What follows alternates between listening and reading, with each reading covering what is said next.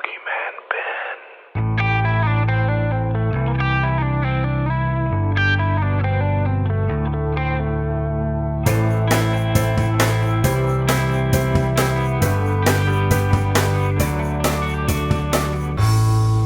Horror Zone.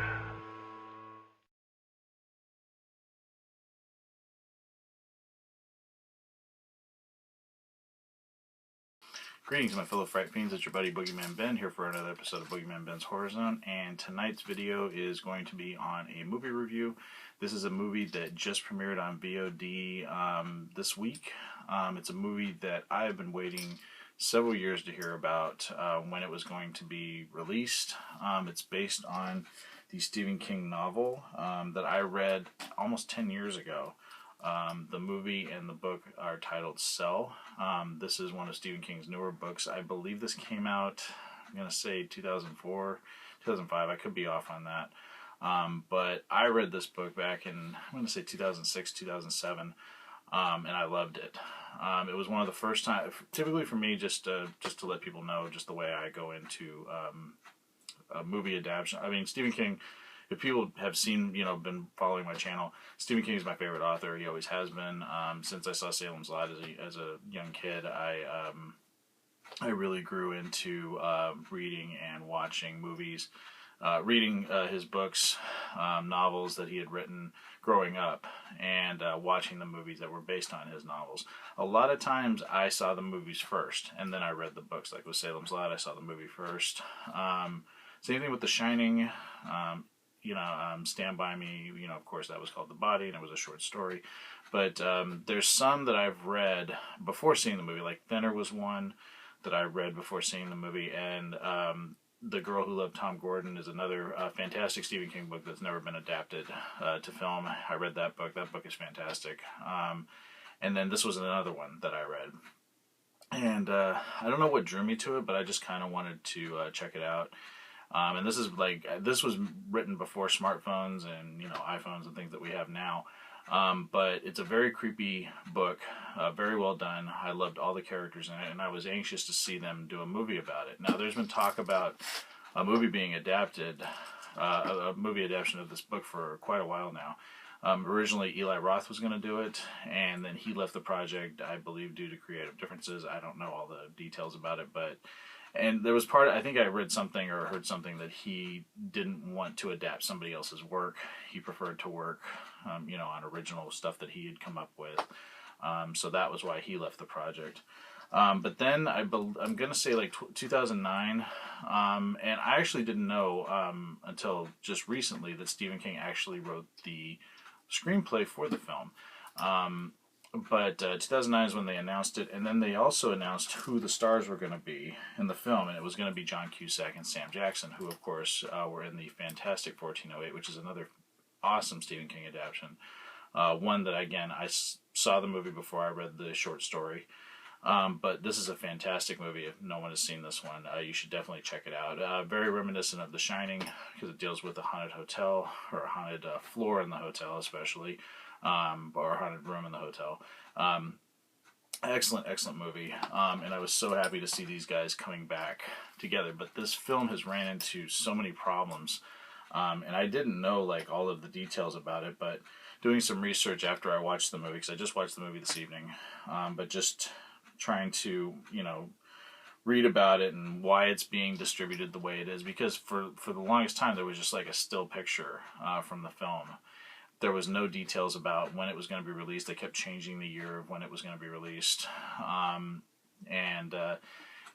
Then all of a sudden, like in this, like maybe a month ago, or a month or two ago, they put out a trailer. And it was saying that it was going to go on VOD at the beginning of June.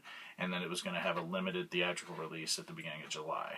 And I don't know why they're doing it that way. Typically, usually it'll get released limited theaters and go on VOD around the same time, but they're just doing it kind of differently.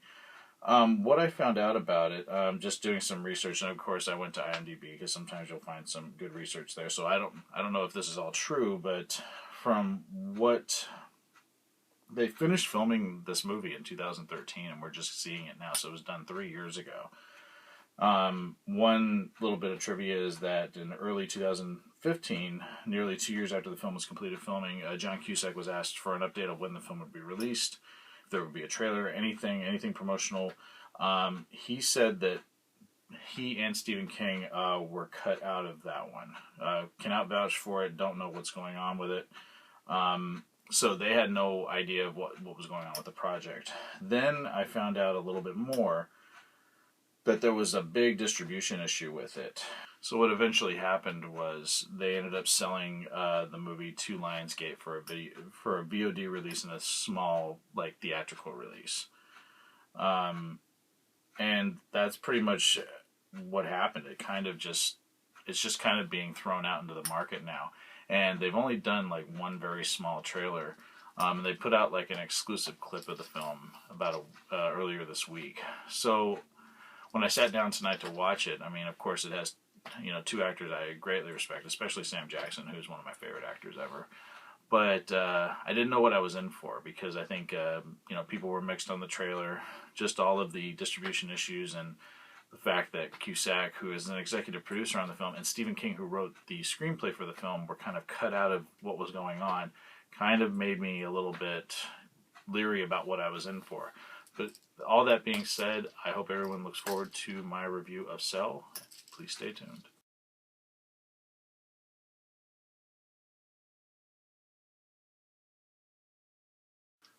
So what Cell primarily deals with is that it's this pulse that goes out and it affects anybody that's on their cell phone at that time. And what it does to these people is it turns them into almost like these homicidal maniacs, these insane people, and they start attacking each other. The Clay Rydell character that John Cusack plays witnesses this event happening. He's at an airport when it happens, and he witnesses the chaos firsthand. As he escapes, he runs into Tom McCourt, who is Samuel Jackson's character. Clay Rydell's main focus for the movie, or the story, is to get to his son. So him and Tom McCourt begin this quest in tow with a young lady named Annie, who's also one of the survivors. They begin this quest to find out what's going on and also get to Clay's son during this apocalyptic chaos that is now going on.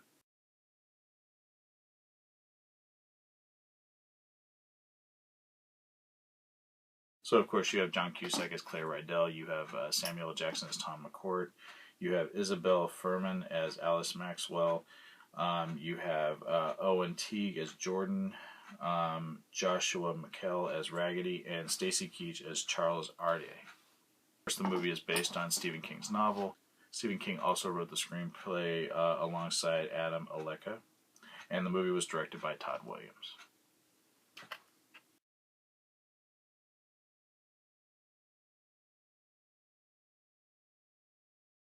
Cell, fantastic book, one of my favorite Stephen King books, and I was really looking forward to this film. I don't hate the film. There's a lot about this film I really enjoy. Number one, John Cusack. I think he was fantastic in this film. Some of the more recent John Cusack films I've seen, his performances have been a little unnerving to me. He just seems to be overacting, almost something that Nicolas Cage kind of does in some of his more recent work. But in this film, I really love the way he played Clay Rydell. You really feel the desperation that he is going through to find his son, and I thought that was really strongly done. Also, Sam Jackson, can't say enough great things about him as Tom McCourt. He again shines in every scene that he's in. I just love the guy. I also thought Isabel Furman, who played Alice, did a great job. I've seen her in movies. She was in The Hunger Games. She was also in The Orphan, which I thought she did a fantastic job in. Very eerie performance, but she was great in this film as well. I don't think her character was as developed as it was in the book, of course, but I still think that she did a great job. And over the course of the film, you really get to like the character quite a bit. I think my major gripe with the film is the pacing. I felt like it was very choppy. The setup at the beginning. They changed the location, not to give too many things away, but there were some differences that I can recall. Again, I read the book 10 years ago, but there were some changes in terms of where everything sort of takes place, where the Pulse event happens. It's different at the beginning, and there's some other character differences as opposed to the book. I guess the thing is reading the book, you're on this journey with these three people, and I felt like with this movie, everything kind of happens really, really fast.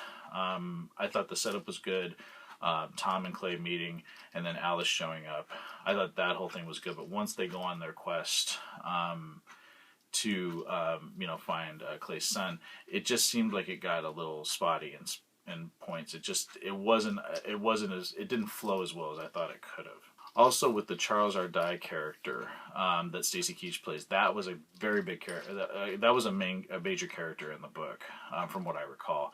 And I felt like they just didn't utilize him enough, and that the setup for where he is was so much bigger in the book, and in this one it's very quick and it happens very fast, and I felt like that could have been stretched out a little bit. I would have liked to learn a little bit more about that character. I don't know how hastily this movie was put together, so I don't know if they rushed to put it together to finally get it out into the market and somehow recoup the money that was spent on it. Or if this was a version that Stephen King and John Cusack, or the people involved, did see. I just think that there could have been a few tweaks made to it. It doesn't feel as polished as it could have, but I still enjoyed the film and would still like to watch it again, and would eventually pick it up and own it. Because again, I still think there was some really strong performances in it. There are some very creepy scenes. There's scenes that it's exactly how I pictured it when I read the novel. Another very strong element of the film was the way that the people that have been affected by the pulse were portrayed. I really thought they looked exactly how I envisioned they would look from the book. I mean, they were eerie. The sounds they would make were very creepy. There's just scenes in the film where there's thousands of them. I thought that those parts were really creepy. Also, the way that they walked and acted, really well done. Just what's disappointing is that, this was a brand new adaptation by the author himself, and I feel like no one gave a shit about it to market it. And again, I know that there was problems and distribution problems and all that, but it's kind of sad that now we're hearing that they're going to remake it, and they're talking about remaking The Stand, they're talking about remaking Pet Sematary. These are properties that already exist, and I know that people have said that it could be redone, and that parts of that movie are very 90s and made for television and things like that. But why? It's like there's so much good original Stephen King content out there. Why remake things that we've already seen before? We've already seen these films, and good, bad, or indifferent, they exist. You can go back and rewatch them. I still think Pet Sematary is a masterpiece, and he adapted that one too. Why remake it? I understand, okay, you want to put it in the theater, you don't want it to be a made-for-TV movie, which the original was, but is anybody really going to be able to outdo Tim Curry as Pennywise? I really... I'll give people the benefit of the doubt, but I still think it's a waste of time. And The Stand, it exists as an 8-hour miniseries, and I actually thought it was really well done. And this is a fantastic book that I wish would have been given the respect and been put in theaters as an original Stephen King adapted, Stephen King adaptation of his novel.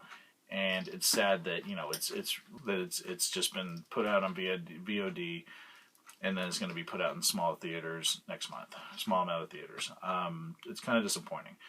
But like I said, I enjoyed the film. I don't think it's a piece of shit. I think people should give it a chance. If you like John Cusack, if you like Samuel Jackson, both of them are fantastic in the film. They keep the film going strong. I think in lesser actors' hands, the movie would have fallen apart. The effects are good. It seems like it was shot relatively on a small budget, just from what I can tell. But there are some very creepy imagery in it, things that will stick with you, things that disturb me. My biggest issues with it were some of the characters weren't really well rounded. Some of it was very rushed. I thought the ending was kind of rushed. I felt like some of the situations could have been extended to give us more depth into the characters, make us care more for some of the characters. If I had to give this one a rating on my scale, I would give this one 3 skulls.